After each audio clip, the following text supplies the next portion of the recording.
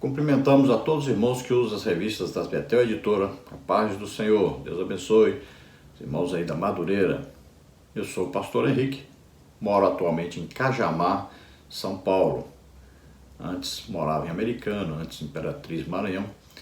Se você deseja nos convidar para estarmos aí, dando uma palestra, pregando o Evangelho, entre em contato conosco, meu telefone aí é o mesmo, DDD 99, telefone 991520454. Dê aí um like, um gostei, um joinha, se inscreva em nosso canal, divulgue esse vídeo para outras pessoas também, coloque o link desse vídeo nos grupos que você participa, para que outros também possam assistir. Vamos todos aprendermos juntos. Se você deseja receber os slides que nós colocamos aqui no vídeo, mais estudos escritos sobre a revista, sobre a lição, então entre em contato conosco por esse mesmo telefone e eu envio para você gratuitamente em PDF e em PowerPoint via WhatsApp. Então o telefone 99-DDD e o telefone 991520454. Nós estamos estudando neste trimestre as revistas da Betel Editora com o tema Família, um projeto de Deus, moldando lares estruturados saudáveis e estabelecendo um legado de valores segundo a Bíblia Sagrada. Já estudamos na lição 1 o projeto estrutural de família e hoje vamos estudar a lição número 2, namoro, noivado e casamento. O comentarista deste trimestre é o pastor Valdir Alves de Oliveira. Então vamos estudar aí 3 etapas e etapas que são necessárias, que são importantes e não podem ser mudadas, alteradas a sua sequência. Primeiro, namoro, depois noivado, depois somente que é o casamento. Namoro e noivado não tem ato sexual, não é permitido ato sexual. Somente após o casamento é que é permitido por Deus o ato sexual. Se houver ato sexual antes do casamento, é prostituição. É um pecado terrível que pode fazer com que você perca a salvação. E se você vive com alguém e nunca se casou, basta chegar na igreja e dizer para o pastor, eu quero me casar.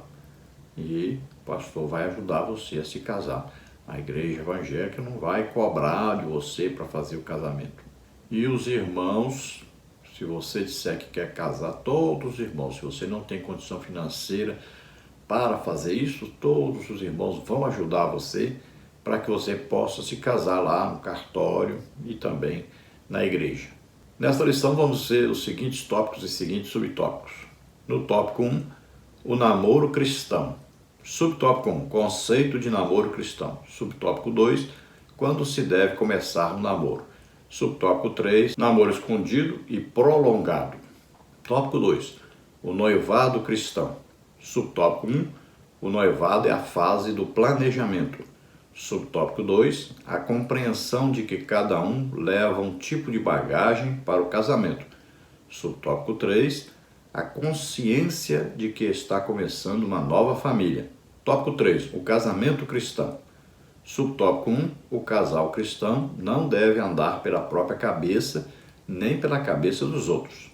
Subtópico 2, os cônjuges precisam saber que eles representam um tesouro um para o outro. Subtópico 3, o casal cristão precisa dar bom exemplo da união conjugal. Então vamos procurar passar por todos esses tópicos e subtópicos, estudando essa preciosa lição, sempre importante, sempre atual, como é de costume nas lições da Betel Editora. O texto áureo da lição está em Provérbios 18:22, que diz: aquele que encontra uma esposa acha o bem e alcança a benevolência do Senhor. Então veja, é desejo de Deus que todo homem encontre uma esposa. Veja que quando Deus criou todas as coisas, ele foi dizendo, e é muito bom, é muito bom, é muito bom. Só que quando criou o homem, ele olha para o homem e diz, não é bom. O que não é bom? Não é bom que o homem esteja só. Então Deus lhe faz uma adjutora, uma companheira. E esse é o desejo de Deus, que todo homem tenha a sua esposa. Quem acha uma mulher que pode ser uma esposa, então está achando um bem precioso. Então Deus estará neste casamento. Desde o dia do casamento, ele é testemunha desse casamento. A primeira aliança é feita com Deus, depois que é entre os dois, e Deus estará presente o tempo todo neste casamento. Estará presente, abençoando, ajudando, orientando, fazendo de tudo para que dê certo e para que constituam uma família, que tenham filhos. Filhos são bênçãos de Deus. Verdade aplicada. Dependemos da luz da palavra de Deus e da ação do Espírito Santo para vivenciarmos o namoro, noivado e casamento para a glória de Deus. Estamos vivendo um tempo muito difícil em que se ensina muito sobre sexo, se vê muito sobre sexo por toda parte, né? Internet, a TV, os filmes, sempre existe o estímulo ao sexo, desde a criancice. Nos colégios hoje já querem ensinar sexo para a criança de 5, 6 anos, 7 anos. Então está cada vez mais difícil para o jovem se controlar no namoro. E o resultado tem chegado à igreja, né? Poucos são os casais, e eu estou falando de evangélicos, que chegam ao casamento e os dois são virgens. Poucos, muito poucos, infelizmente, porque não conseguem se controlar, devido exatamente aos apelos, né, mundanos, aos apelos da sociedade mundana.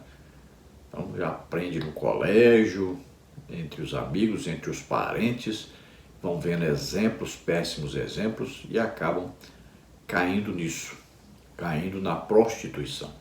Mas os jovens verdadeiramente cristãos, crentes mesmo, que oram, que jejuam, que estudam a palavra de Deus, que evangelizam, que congregam, eles conseguem.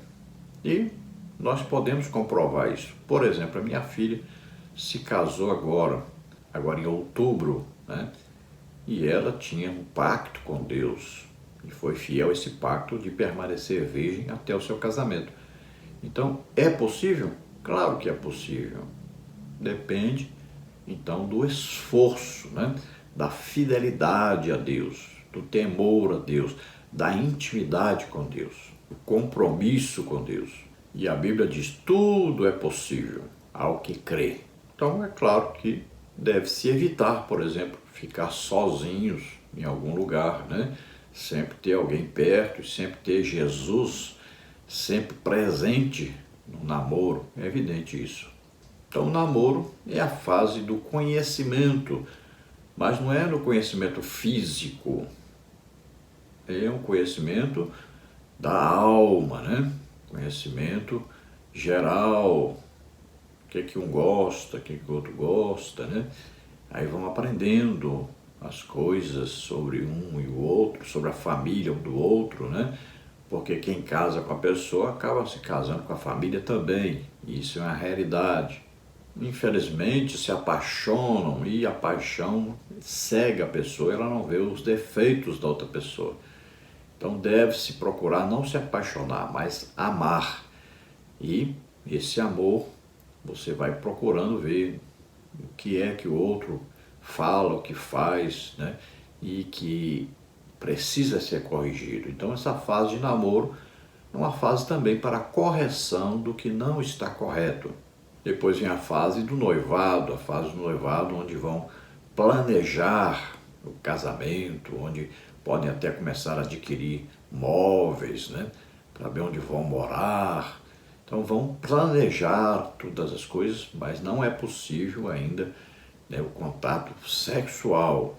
Então tem que haver muito controle, principalmente nessa fase onde muitos caem por pensar que já estão comprometidos, então podem fazer sexo. E depois vem então o casamento e a consumação, né, desse casamento. Então aí já é permitido o ato sexual, lembrando que o ato sexual tem duas premissas, né? A primeira, a mais importante, Deus diz: crescei, multiplicai-vos, povoai toda a terra. A segunda é para o prazer sexual. Não inverta essa ordem, porque pode trazer problemas sérios para o casamento.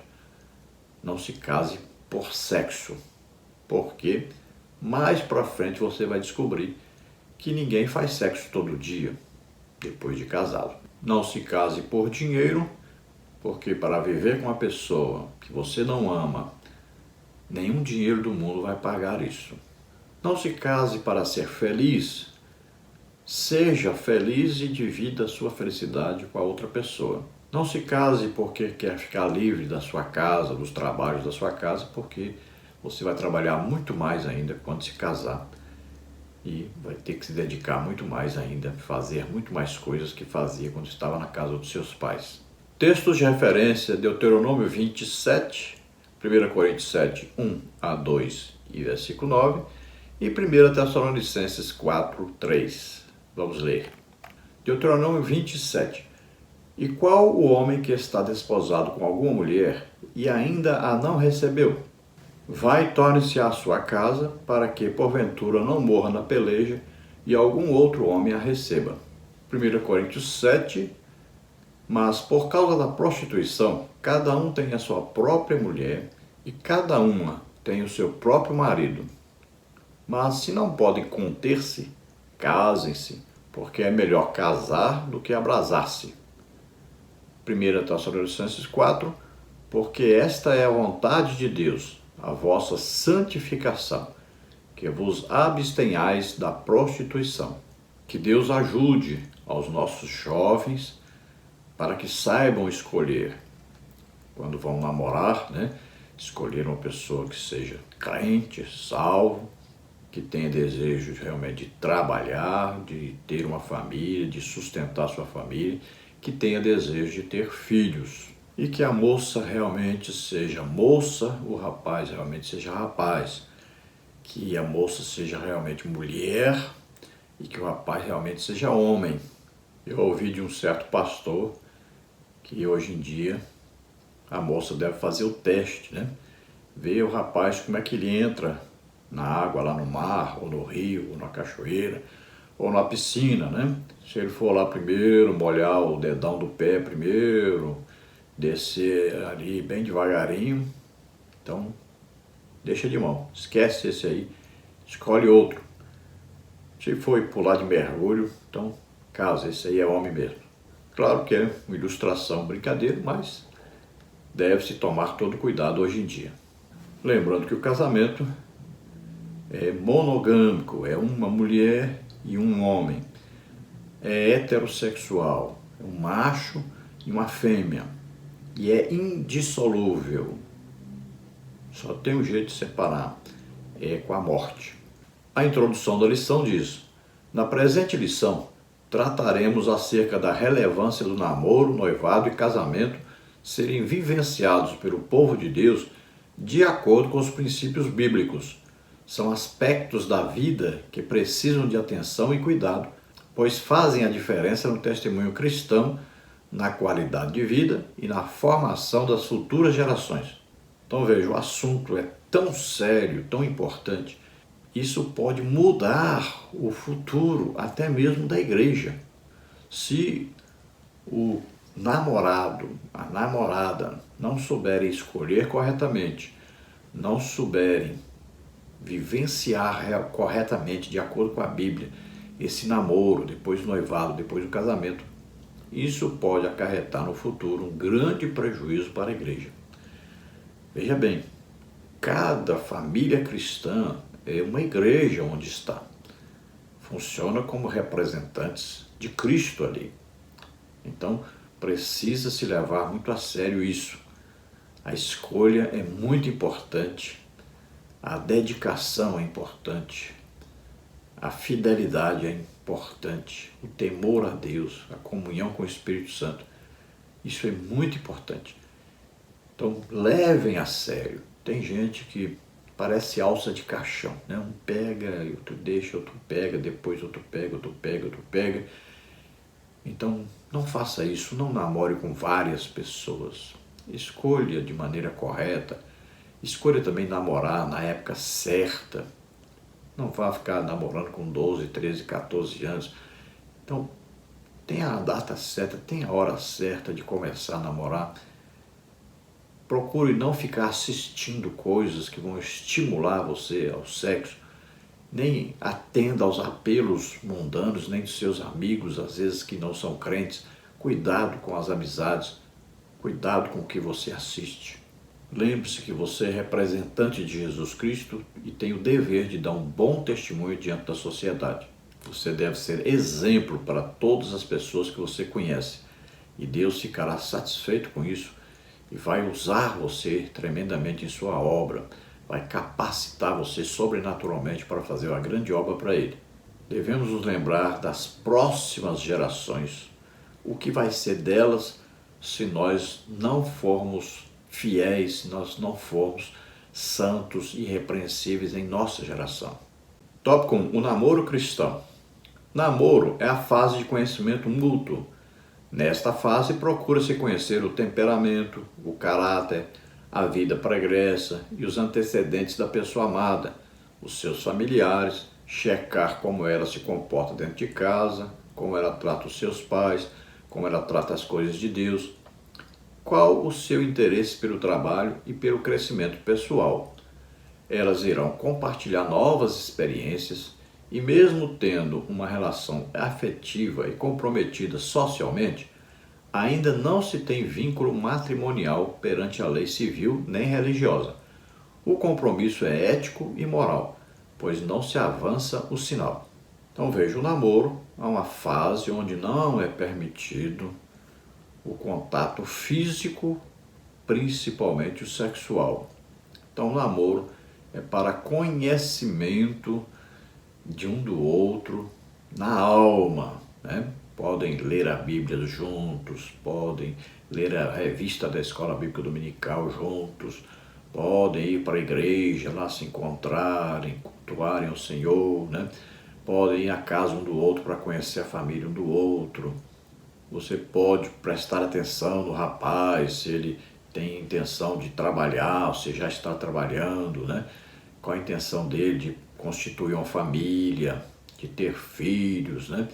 De possuir as coisas, de ter um trabalho digno.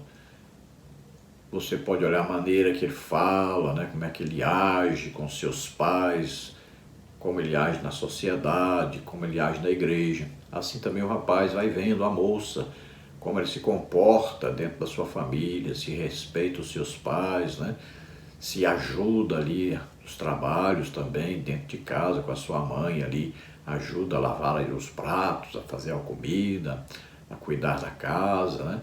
Tudo isso é importante. O rapaz vai prestando atenção também na moça. Os dois vão prestando atenção um no outro, ver se realmente são dignos de serem casados e constituírem uma família. Então vai prestando atenção em tudo. Cuidado com pessoas que são ciumentas, em exagero, né? Pode vir a trazer grandes problemas depois. Cuidado, né, com as pessoas que não controlam, né? Diz que o namorado, geralmente, quando vai namorar, coloca lá a mão dentro de um formigueiro, vai namorar e a mão não para quieta. Então, moça, cuidado, moça. Converse com esse rapaz, chame atenção, né? Então controle-se e tome cuidado com essas carícias exageradas, né? Esses beijos exagerados, abraços exagerados, porque a fase de namoro não é para isso. Então tome cuidado, muito cuidado. A moça que não for santa, então vai acabar caindo em transgressão, em prostituição. O rapaz deve procurar entrar num jejum. Quando vê que não pode se controlar, entre no jejum, na oração, leitura bíblica, peça ajuda do Espírito Santo. Tópico 1, subtópico 1, conceito de namoro cristão. O conceito de namoro cristão é diferente daquele que não tem temor a Deus, pois o namoro não é brincadeira, nem passatempo de quem não tem o que fazer.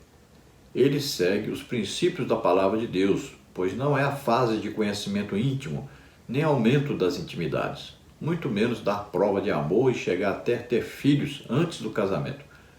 Muitas jovens ainda estão caindo nesse conto. Biblicamente, a relação conjugal é homologada pelo casamento, 1 Coríntios 7, 28. O amor não se porta com indecência, 1 Coríntios 13, 5. O escritor Friedrich diz: a ordem de Deus é que as atividades sexuais do homem e da mulher sejam concretizadas dentro do casamento. Então o namoro deve ser levado muito a sério e sempre lembrando que não é fase de contato sexual. Namoro não é brincadeira, não é passatempo. Tem moça que às vezes vai namorar porque eu não tenho um veículo para me levar em casa, ele tem um carro. Não, porque eu não tenho dinheiro para lanchar, mas ele paga um lanche depois do culto. Isso não é motivo para namoro. O namoro sempre deve ser a iniciação a uma amizade, a um conhecimento intelectual de uma pessoa com quem se pretende casar. Se namora para depois noivar e casar. Não se namora para passar tempo. Não se namora para se divertir. Então não se namora para atender um apelo social. Não se namora porque as amigas ou os amigos namoram. Então tome cuidado, tenha um compromisso com Deus sempre. E sempre, ao namorar, sempre vá pensando, é com esta pessoa que eu vou me casar. Então, devo ver, essa pessoa realmente serve para me casar? Então, uma moça jamais vai namorar com um rapaz descrente. E o rapaz crente também nunca vai arranjar uma namorada descrente, não é? Se você sabe que um avião, no horário de 14 horas para Nova York, toda viagem, nesse horário, o avião cai. Então, para que você, mesmo tendo ganhado uma passagem gratuita, vai entrar num avião desse? É o que acontece com casamentos mistos. A pessoa casa com um descrente, aí diz que tem nada não, que ele diz que depois vai ser crente, ou que ele diz que os filhos vão para a igreja, que depois ele vai também ajudar, vai levar a igreja e tal, promete de tudo. Mas não é verdade, depois do casamento a coisa muda e aí os relacionamentos vão piorando cada dia mais, né? Não há nenhuma comunhão entre Deus e Satanás, entre luz e trevas. Vai dar errado, 90% dá errado porque que o seu vai ser diferente. Tome cuidado, tome cuidado. Esse negócio de namorar e dizer, você não me ama, prova que me ama, né? Então cede sexualmente, não caia nessa conversa. Você não tem que provar nada, vocês estão namorando. Então você primeiro tem que conhecer a outra pessoa, tem que saber bastante coisa sobre ela, precisa de informações e mais informações dela, sobre a sua família, como você vai poder contornar as situações, como você vai poder ajudar a corrigir os erros, né? Como você vai poder ajudar essa pessoa a chegar a um ponto que um dia possa constituir a família junto com você. Então lembre-se que você precisa, tem a obrigação, o dever de se manter pura, jovem, moça, e você, rapaz, também. Mantenham-se puros, incontaminados para o casamento e Deus vai se agradar de vocês. Está acontecendo cada dia mais de adolescentes aí estarem grávidas e terem filhos. Exatamente porque não têm compromisso com Deus, não têm temor de Deus, não se esforçaram, não evitaram, né, as intimidades. No tópico 1, subtópico 2, quando se deve começar o namoro? Para tudo na vida tem o seu tempo determinado. Alguns começam prematuramente, precocemente. Namoro muito cedo, com certeza, falta maturidade, responsabilidade e condições para firmar um compromisso mais sério. Interrompem projetos profissionais, sacrificam estudos e a própria adolescência.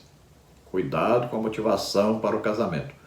Muitos querem começar cedo porque não aguentam mais os pais, porque ouviram uma profecia, porque tem medo de perder uma pessoa por causa da beleza ou corpo esbelto escultural. Deus tem o melhor para você no tempo certo.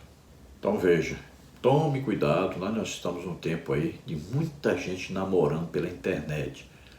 Olha, namorar pela internet, a pessoa vê o seu perfil, sabe tudo sobre você, sabe o que lhe agrada, sabe o que você gosta de ler, o que você gosta de cantar, você gosta de um pregador especial, uma pregadora, tudo, a pessoa vê ali tudo, sabe tudo a seu respeito. Então, ele vai falar para você que gosta exatamente daquilo que você gosta. Mas, na verdade, ele não gosta. Não é isso que ele quer para ele. Então, tome cuidado, porque é muito fácil hoje uma pessoa acessar a internet, sabe tudo da vida da outra pessoa, vendo as fotos da pessoa, né, maneira de se vestir, onde gosta de passear, olhando seus familiares, o meio que vive. É muito fácil. Então, tome muito cuidado. Não entregue sua vida assim a uma pessoa sem conhecê-lo corretamente, sem conhecê-lo pessoalmente, sem ter contato assim de conversar, de perguntar as coisas, né? Seja bastante curioso durante o namoro. E não comece a namorar cedo demais. Vai atrapalhar, olha, vai atrapalhar os seus estudos, o seu futuro profissional, vai atrapalhar tudo na sua vida. Namorar cedo demais vai impedir você de galgar os degraus na sociedade que você galgaria. Veja bem, é muito importante. Você fica concentrado demais no namoro e aí perde espaço à sua vida profissional. Você poderia ter sucesso profissionalmente, alcançar aí postos de trabalho grandes, altos, né? Mas você vai atrapalhar tudo devido ao namoro muito cedo. Então tome muito cuidado com isso. Nós sabemos que na fase da adolescência existem aqueles períodos, né, que todo adolescente começa a aborrecer os pais, quer sair de casa. Cuidado, essa fase é difícil, mas suporte, tenha paciência, espere a hora certa. E voltamos a falar, cuidado, muito cuidado, não namore com uma pessoa ímpia, não namore com uma pessoa que não é crente. Cuidado, não namore com uma pessoa de outra denominação, cuidado, vai lhe causar problemas depois.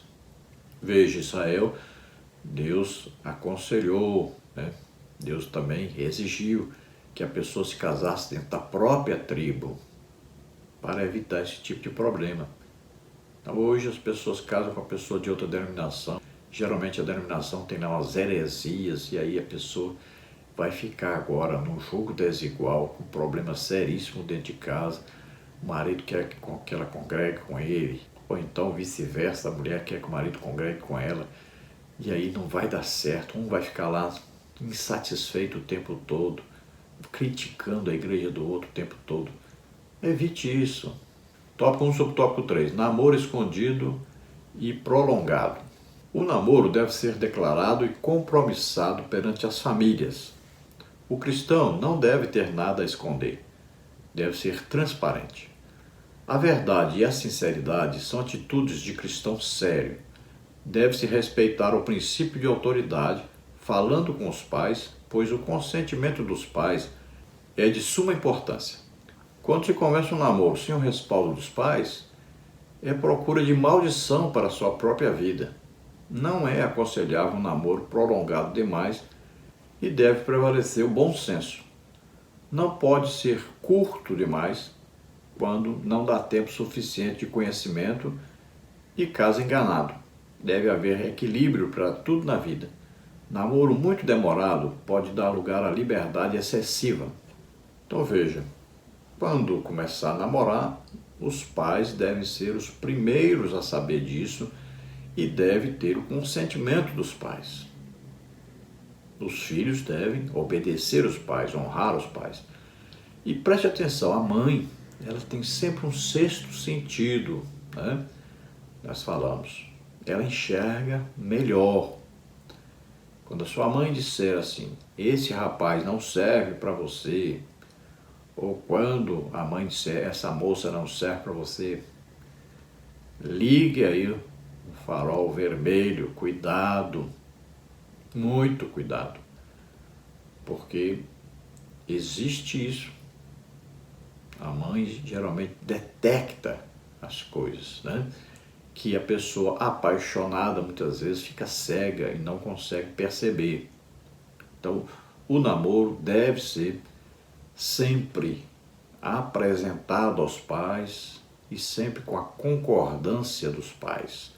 Repare se o rapaz quer chegar ao seu pai, sua mãe, e pedir você em namoro. Se ele não quiser, já é uma referência má para essa pessoa.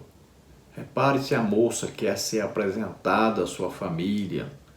Se não quiser, também, cuidado, já é uma coisa má. Então a moça deve querer que você fale com os pais dela e o rapaz também deve querer apresentar você aos seus pais. Sempre é importante, o princípio da autoridade é importantíssimo. O namoro não pode ser curto demais porque falta conhecimento entre os dois. Não deve ser longo demais que acaba também dando permissão ao sexo, né? E muitas vezes também a pessoa namora há muito tempo, fica conhecido na sociedade como dono daquela moça, ou a moça dona daquele rapaz. Se o namoro terminar, aí dificilmente um desses dois vai conseguir outra pessoa para namorar, porque todos já conhecem que namoraram ali, às vezes 7 anos, 10 anos, né? Então fica difícil depois arrumar uma outra pessoa e se casar. E acontece muito uma coisa muito triste. Às vezes um namoro prolongado, a pessoa deixa a outra e aí essa pessoa fica ofendida e rapidamente arruma outra pessoa e se casa para poder se vingar daquela pessoa, pensando em entrar num relacionamento como casamento por vingança, pensando que vai dar certo isso. E depois quebra a cara, passa por tremendas dificuldades. Então comece a namorar, não dá certo, não está dando certo, o relacionamento está ruim, termine logo, não fique deixando para depois, não fique prorrogando isso. Os divórcios começam já no namoro, aí fica se insistindo numa relação que não está dando certo e acaba depois entrando para o divórcio, depois do casamento. Tópico 2, o noivado cristão. Noivado é um período intermediário entre o namoro e o casamento e deve ser usado para planejar a vida a dois. O noivado vem confirmar que o namoro deu certo e que se pode avançar para um compromisso mais sério no futuro próximo. Nesta fase, normalmente é declarado publicamente para as famílias e a igreja o interesse de se casarem, colocando-se então em seus dedos um anel como sinal de que estão comprometidos um com o outro e começam os preparativos para o matrimônio. Mas o padrão divino continua prevalecendo como foi no namoro, uma vida casta e santa na presença de Deus. Então veja, se o namoro deu certo, se os dois estão se conhecendo e creem que vai dar tudo certinho, um combina com o outro, e começam então a falar em casamento, aí é hora então de passar para o noivado. Aí as famílias, né, estarão juntas, também a igreja saberá disso, será comunicado, e aí um anel importante aí, um anel de compromisso, né? E aí então essas pessoas começam então perante a sociedade serem conhecidas como pessoas que estão parcialmente comprometidas. Mas veja bem, não ainda existe a permissão para sexo. E deve-se tomar muito cuidado nessa fase com carícias exageradas, né? A Bíblia diz, não defraudeis um ao outro, quer dizer, carícias exageradas, estímulo ao sexo que não pode ser satisfeito esse estímulo antes do casamento. Então, cuidado, porque isso pode levar você ao pecado. E cuidado com a masturbação. Masturbação é pecado porque você está prostituindo em pensamento. Veja, o adultério, Jesus disse que não é aquele que pratica apenas fisicamente o adultério que está cometendo o adultério, mas aquele que no coração comete o adultério já está pecando e cometendo adultério. Assim também no namoro. Então, se você já começa no pensamento fazer sexo com outra pessoa, você já está em prostituição. Então tome cuidado, evite exagero nas carícias, né? Nos beijos, nos abraços. Cuidado com essa mão. Homem, cuidado com essa mão. Então, tenha cuidado. Eu sempre aconselho a moça, né? Pegue aí o rapazinho, sim, pega o dedinho dele, fala, bonitinho o seu dedinho, né? Pois é. Fala assim, tchum! Fala, pois é, olha, não mete a mão aqui mais, não coloca a mão aqui mais, porque aqui é templo do Espírito Santo. Aqui é só depois de casar. Experimente fazer isso. Ensine o seu namorado, o seu noivo, que sexo é só depois do casamento, que ele deve respeitar você, porque você é filha de Deus, é templo do Espírito Santo. Então, o noivado já é um compromisso de que podem vir a se casar. Tem muita gente que teve problemas sérios na sua vida, estragou toda a sua vida porque pensou que o noivado já era um casamento. E aí, muitas vezes pode acontecer de um noivado terminar. Então tome cuidado. Não pense que porque noivou já está comprometido e já está casado, com certeza. Tá? Então é uma fase onde vão agora começar a planejar o casamento.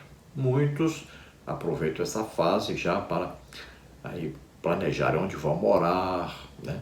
Como vão pagar um aluguel, ou aqueles que têm condição de comprar uma casa, como vão comprar aí os móveis, né? Pagar as prestações. Alguns já começam a fazer isso antes de se casarem.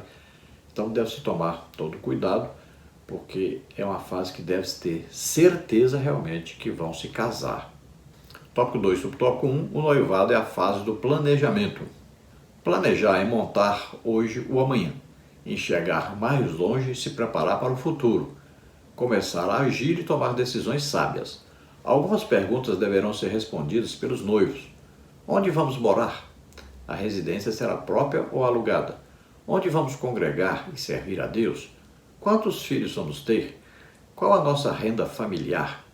Vamos realizar festa de casamento? Quantos convidados e quantas testemunhas? Vamos viajar de lua de mel? Para onde? Que tipo e padrão de móveis teremos em nossa casa? Quais as prioridades na compra dos móveis e eletrodomésticos? Então existem várias perguntas, existem várias dúvidas, né? E isso tudo deve ser conversado durante o noivado. Veja bem, vamos morar de aluguel ou casa própria? Vamos adquirir móveis permanentes ou provisórios? Vamos continuar estudando ou não? Vamos continuar aí na mesma profissão ou vamos mudar de profissão? Vamos continuar na mesma empresa? Vamos investir na obra de Deus? Vamos fazer alguma coisa na igreja? Então, tudo deve ser planejado. Quantos filhos vamos ter? Olha, o crente deve chegar a isso. Com certeza essa pergunta e deve-se tomar muito cuidado com a resposta. Tem muita gente enganando e sendo enganado. Tem muita gente afastando Deus do seu casamento. A maioria dos crentes hoje se casam e não querem filhos. É o mesmo que dizer para Deus, eu quero me casar, mas eu não quero o Senhor na minha casa. Não quero o Senhor no meu casamento. É a mesma coisa. Filhos são bênçãos do Senhor. Deus vai prosperar você no seu emprego, sua vida financeira, mas é quando você obedece a Deus, é quando você teme a Deus. E os filhos são quantos Deus quiser que você tenha, não são quantos você quer ter. O feminismo diz, meu corpo, minhas regras, eu é que mando. Não, você não manda em você. Você foi comprado pelo sangue de Jesus. Quem manda em você é Deus. Então diga, nós vamos ter tantos filhos quantos Deus quiser. É isso que se deve fazer. Olha, hoje a maioria das moças estão se casando e combinam, não querem filhos, aí vão tomar pílula, vão colocar DIU, não sei mais o que, acabam com esse método ou com aquele, engordando demais, depois querem filhos, mas está cheia de cisto no ovário, e aí estragou a sua saúde, estragou a sua vida, perdeu a presença de Deus no seu lar, porque desobedeceu a Deus. Tome cuidado. Você não quer filho, não? Não se case. É simples. Porque a primeira coisa do casamento é filho. Não é sexo, não é prazer sexual. É filho. Esta é a ordem de Deus. Esse é o desejo de Deus. A procriação é para a perpetuidade do ser humano sobre a terra. Imagine se todo mundo casar e não quiser filho. Daqui a 10 anos, 20 anos, não tem mais criança, não existe mais pessoas no mundo. Vão morrendo e vai se acabando a população da terra. E o prejuízo para a igreja? Quanto menos crentes nascem, menos crentes tem na igreja, e no futuro a igreja não terá força para evangelizar. Então, não quer filho? Não se case. Então deve-se planejar tudo, a renda familiar, o que essa renda pode comprar, vocês têm como subsistir, como se alimentarem, como pagar aluguel, como ter o gasto aí com o combustível, né?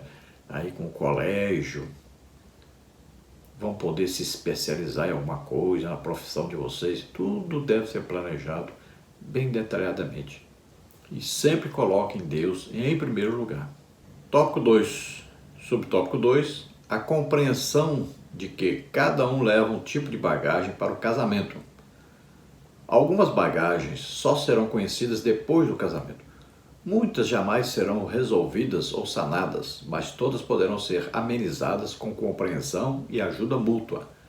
Normalmente, bagagens de traumas, de complexos pessoais, de frustrações, de sequelas de sofrimento, discriminação, preconceito, normalmente da falta de infância, molestamentos, assédios, abusos sexuais, abandonos, pais separados, normalmente órfãos ou que nunca chegou a conhecer os pais, normalmente traumas por ter sido adotado quando criança por outra família, normalmente de privações e necessidades básicas mal atendidas, normalmente uma doença congênita ou hereditária, por exemplo, diabetes.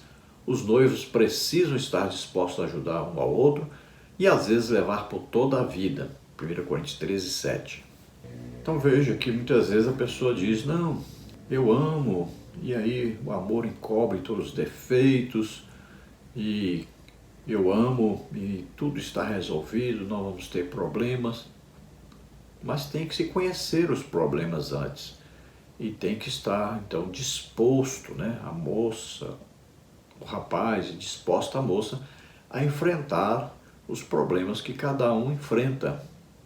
Os dois vão ter que enfrentar juntos. Então veja, às vezes a pessoa tem uma doença como diabetes, né, como um problema de coração, alguma coisa, e aí vão ter que enfrentar esse problema juntos. A alimentação, por exemplo, da pessoa que tem diabetes é uma alimentação especial, separada. Então, a esposa, se tem um marido diabético, vai ter que sempre fazer uma comida separada, diferente para ele.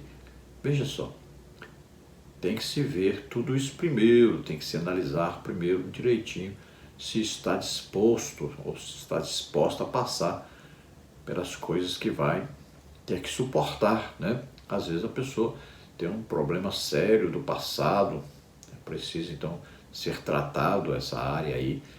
Então tudo isso tem que ser colocado um diante do outro e sempre um está então disposto, por amor, a ajudar o outro a passar por essas fases difíceis da vida, né?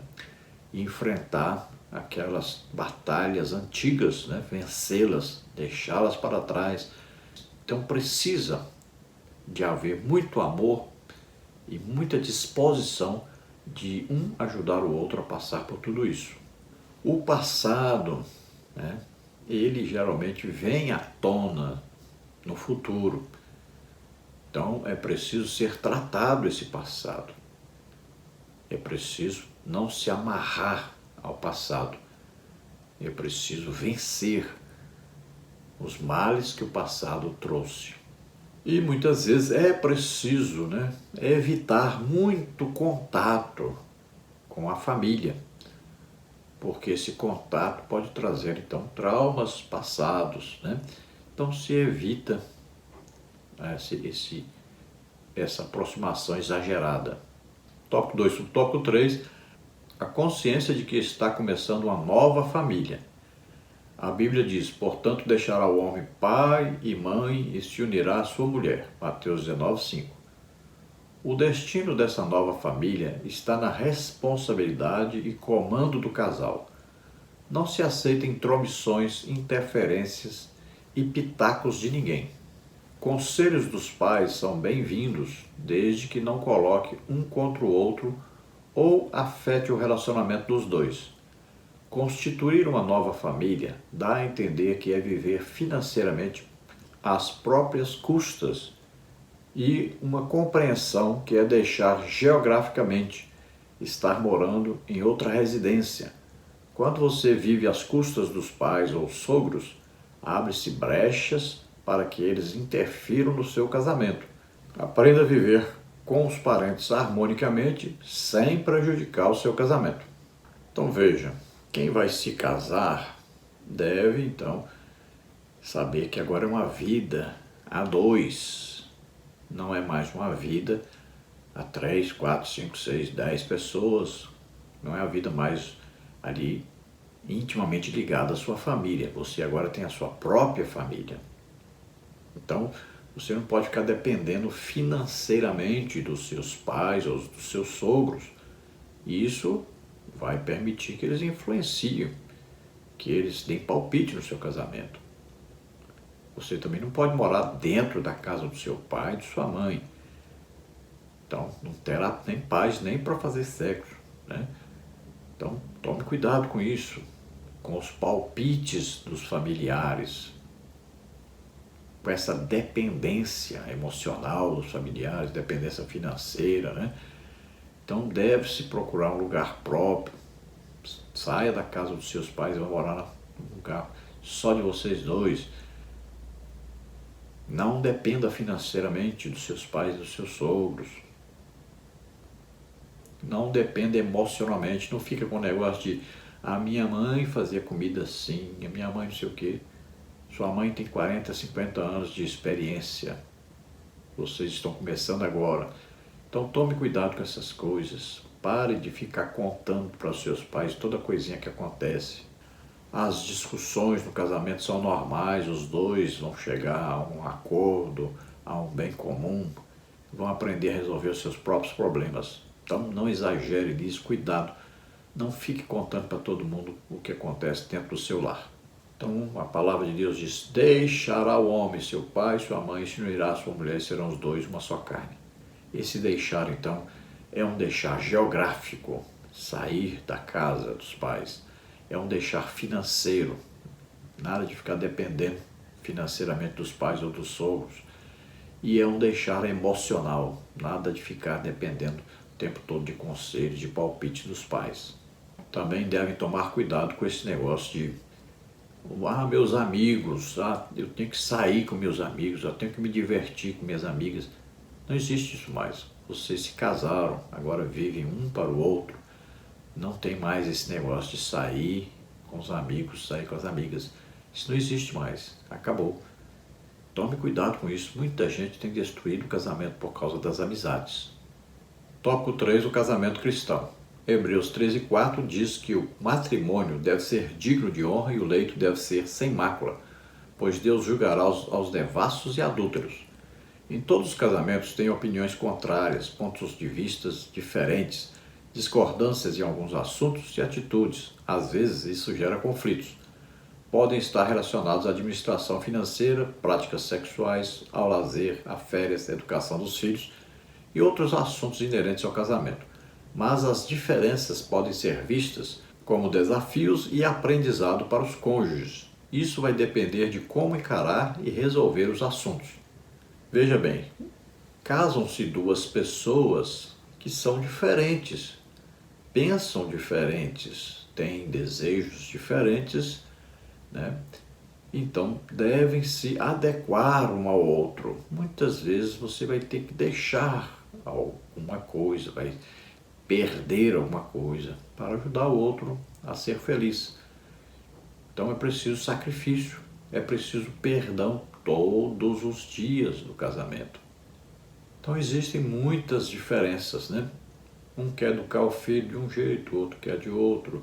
Um quer que o filho estude num colégio, outro quer que seja no outro colégio. Um quer tirar férias numa determinada data, o outro quer ir em outra determinada data. Um trabalha mais economicamente, o outro quer gastar mais. Então um quer controlar a vida financeira, o outro é descontrolado. Um quer exagerar nas práticas sexuais ilícitas, né? Deve-se tomar cuidado com isso. Principalmente sexo anal é pecado gravíssimo. Deus abomina isso. Então tome cuidado, nunca pratique isso no seu casamento. Tópico 3, subtópico 1. O casal cristão não deve andar pela própria cabeça, nem pela cabeça dos outros. Não ande pela sua própria cabeça. Use o manual do casamento, a Bíblia Sagrada. Ela tem instruções e respostas para todas as situações. Nem sempre o que é lícito me convém. 1 Coríntios 6,12. Nem sempre o que é lícito me edifica. 1 Coríntios 10,23.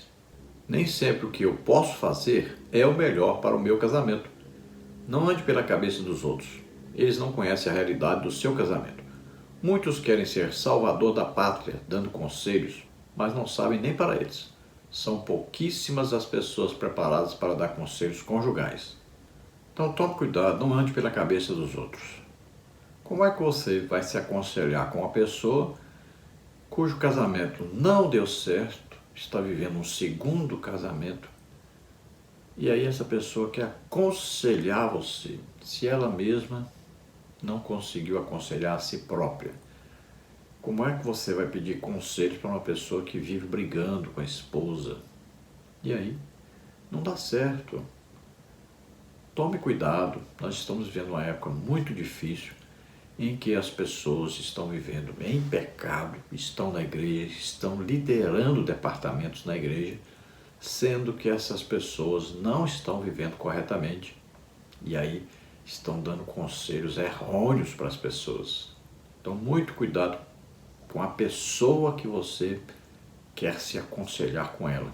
Cuidado, estude primeiro a vida da pessoa, saiba da intimidade entre ele, a esposa e ele. Sempre primeiro vá consultar, vá ver primeiro, analisar, estudar, para depois você poder confiar alguma coisa nessa pessoa. Cuidado, se essa pessoa passa para frente, o que você conta para ela é um grande prejuízo para o seu casamento. Nunca confie exageradamente em ninguém. Tome cuidado. Procure resolver, você, esposa e Deus, todos os problemas que surgirem. Nós estamos vendo atualmente na igreja muitos líderes de departamentos que vivem em pecado e estão liderando departamentos, infelizmente. Eu já vi líderes de casais aconselhar casais a irem para um motel, diz que é para esquentar o relacionamento dos dois, assistirem filmes pornográficos. Veja, conselho de líder de casais. Tome cuidado, muito cuidado. Não se aconselhe com essas pessoas. Já vi líder de família dizer que entre quatro paredes vale tudo. Cuidado, muito cuidado, porque hoje está assim de moderninhos na igreja, que não tem temor de Deus, não vivem uma vida santa e irrepreensível diante de Deus. São pecadores, profanos.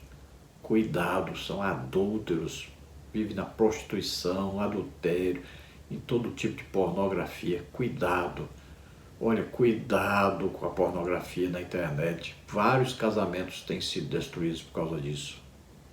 Tópico 3, subtópico 2. Os cônjuges precisam saber que eles representam um tesouro um para o outro.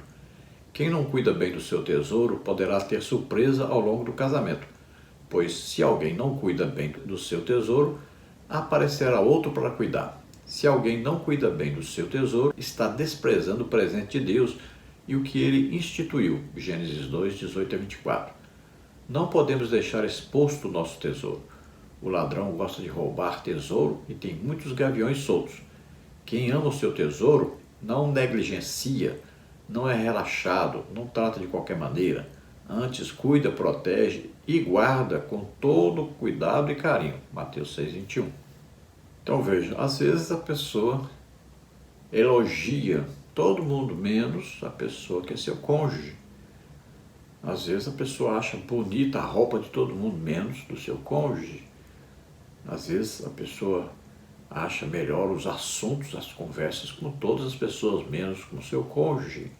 Às vezes a pessoa trata bem a todos, menos o seu cônjuge. Então veja, é preciso haver um investimento. Para que você passe a vida toda com uma pessoa, deve haver um investimento nessa pessoa. Então deve haver um esforço para que a outra pessoa se sinta feliz, se sinta completa, se sinta em segurança. O esposo e a esposa devem se esforçarem por terem prazer sexual quando fazem sexo. Os dois devem ter prazer sexual, não é um só. Então invista no seu cônjuge, que foi um tesouro, um presente que Deus lhe deu. Ame, se esforce, peça a Deus ajuda, Deus vai ajudar. Tópico 3 sobre o tópico 3. O casal cristão precisa dar bom exemplo da união conjugal. O nosso verdadeiro testemunho sai de dentro da nossa casa. Use o seu casamento para ser exemplo de união consolidada para a sociedade, para os seus filhos e seus netos. A sociedade está precisando ver em nós, cristãos, famílias estruturadas e lares sólidos. De maus exemplos a sociedade está cheia. Como os vizinhos nos veem? Como a igreja nos vê? Como os parentes nos veem? Como os amigos nos veem? Como os filhos e netos nos veem? Pense no que você poderá deixar de bom para a sua posteridade. Pense no legado que ficará. O bem maior que podemos deixar para a nossa descendência não é a escolaridade, diplomas, não é a herança patrimonial, bens, mas uma vida digna, honrada e exemplar. Provérbios 22:1. Então veja, tome cuidado, principalmente com as amizades, o que você anda falando sobre o seu cônjuge, para outras pessoas, para os seus filhos. Não discuta na frente dos filhos, não coloque defeitos no seu cônjuge. Cuidado como fala do seu cônjuge, com qualquer pessoa. Muito cuidado, isso vai se espalhar, vai criar uma má fama. Isso pode atrapalhar o seu casamento no futuro. Tome muito cuidado. Nós devemos ser exemplo para todos, exemplo de amor, de união, exemplo aí de família íntegra, exemplo de pessoas que estão sempre orando, jejuando, congregando, lendo a Bíblia, evangelizando. Nós somos exemplo para filhos, netos, parentes, amigos. Cuidado com o modo de viver. Viva integridade, viva fidelidade, viva o amor. Quando houver qualquer desavença, não discuta na frente dos outros, não discuta na frente dos filhos. Vá lá no quarto, fale baixinho, discutam, conversem, mas evitem discussões, desavenças na frente das pessoas, de quaisquer pessoas. Invistam na oração, no jejum, no estudo da Bíblia, na evangelização. E aí então vai dar tudo certo. Sejam sempre submissos a Deus. Conclusão. Como povo de Deus, temos a responsabilidade de fazer tudo para a glória de Deus. 1 Coríntios 10:31. Inclusive o namoro, noivado e casamento. Para tanto, é importante termos a consciência de que dependemos da ajuda do Espírito Santo, da luz da palavra de Deus, e de cultivarmos uma vida de oração e de vigilância também em relação a estes aspectos. Então a Bíblia diz: tudo o que vamos fazer, devemos fazer para a glória de Deus. Inclusive, então, namoro, noivado e casamento.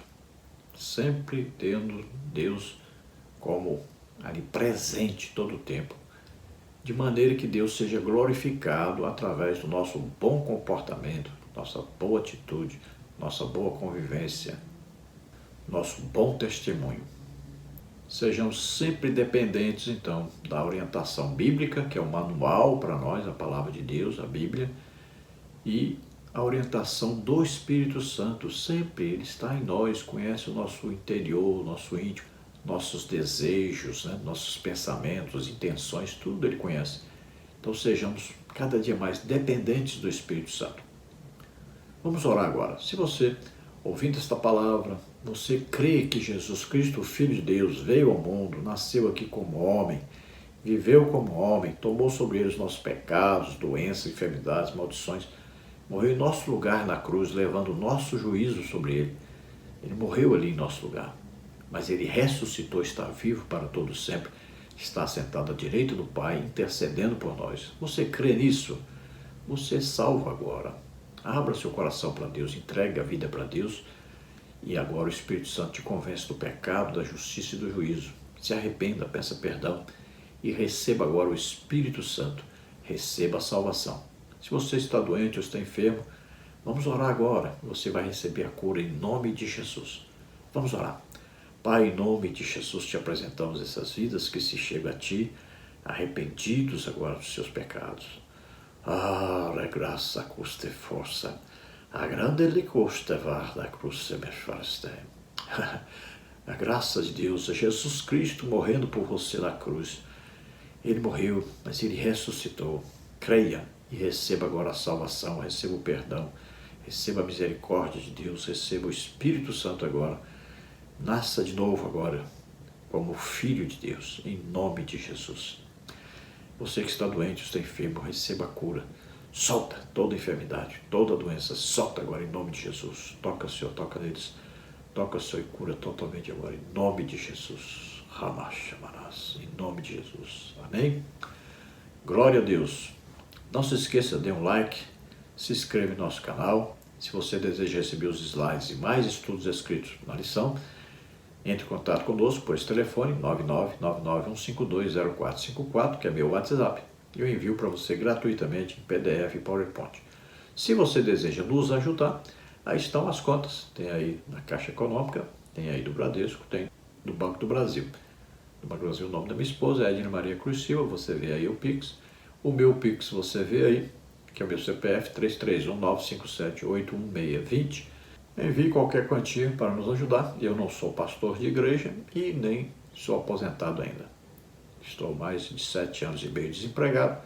Se você puder nos ajudar, qualquer quantia nos ajude. Deus abençoe, a paz do Senhor, esperamos ter ajudado os irmãos. Amém? Glória a Deus.